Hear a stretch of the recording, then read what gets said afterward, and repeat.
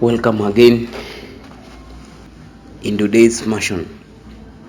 Today we are going to talk about vision and ideals. And if you are a youth, please listen to this and be with me until the end.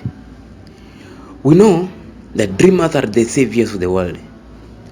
As the visible world is sustained by the invisible, so men, through all their trials and sins and sorted vocation, are nourished by the beautiful vision of their solitary dreamers. Humanity cannot forget its dreamers. It cannot let their ideals fade and die. It lives in them. It knows them in the reality which it shall one day see and know. We know of composers, the painters, the poet, and the prophet. These are the makers of the world, the architecture of heaven. The world is beautiful because they are living. Without them, laboring humanity would have perished. Cherish your vision, youth. Cherish your idea, youth. Cherish the music that stirs in your heart, the beauty that forms in your mind, the loveliness that traps your purest thoughts. For out of them will grow all delightful condition, all heavenly environment of this. If you but remain true to them, your world will at least be built. To desire is to obtain what I know, what my teacher told me is that. And to aspire is to achieve. Shall man's basest desire receive the fullest measure of gravitation, and his purest aspiration starve for lack of sustenance? Such is not the law. Such a condition of things can never obtain. Ask and receive. Dream lofty, dream magnificent, dream beautiful. Dream. As you dream, so shall you become. Your vision is the promise of what you shall one day be. I'm telling you.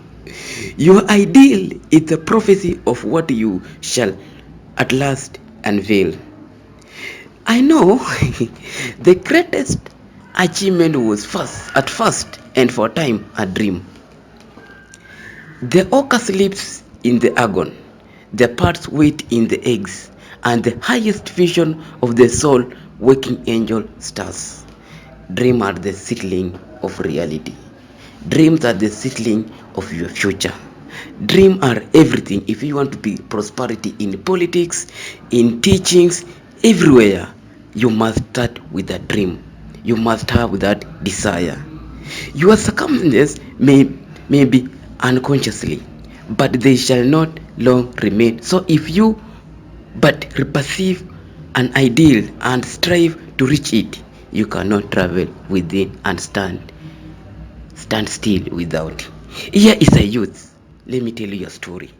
Here is a youth hard pressed by poverty and labor and confirmed long hours in unhealthy workshop, unschooled, lacking all the arts of refinement, but he dreams of better things. He thinks of intelligence, of refinement, of grace and beauty. He conceives of mentality builds up an ideal condition of life, the vision of wider liberty and larger scope takes possession of him, and rest urges him to action, and utilizes all his spare time and means, small though they are, to the development of his latent power and resources.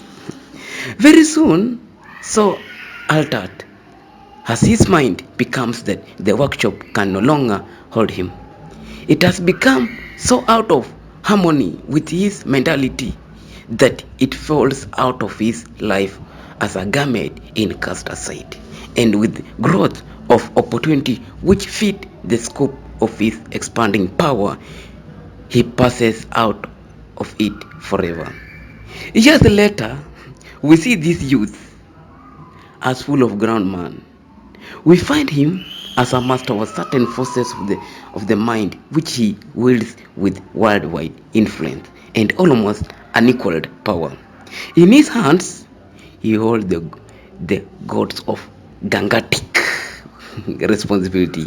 He speaks, lives are, lives are changed. Men and women hang upon his words, and remold their characters and sunlight. He becomes the fixed and luminous center around which immovable destinies dwell, revolve. He has realized the vision of his youth. He has become one with his ideal. And you youth, and you too, youthful, who are listening now, who are really seriously searching and reading books, will realize the vision of your heart. Be it best and beautiful, a mixture of both, for you will always gravitate toward that which you secretly most love. In your hands will be placed the exact result of your own thoughts. You will receive that which you earn, no more, no less. Whatever your present environment may be, you will fall, remain, or rise with your thoughts, your vision, your ideal. Thank you for that story. Okay, what I know and what my teacher told me and what I've learned from my experience is that you will become as small as your controlling desire, as great as your dominant aspiration. In beautiful words of Station Kingham Davis, you may be keeping accounts and presently you will walk out of doors that for so long has seemed to you as a barrier of your ideas, and shall find yourself before an audience.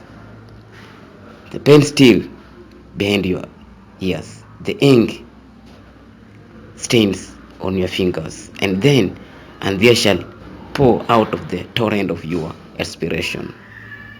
The thoughtless, the ignorant, the indulgent think only the apparent effect of things and not the things themselves.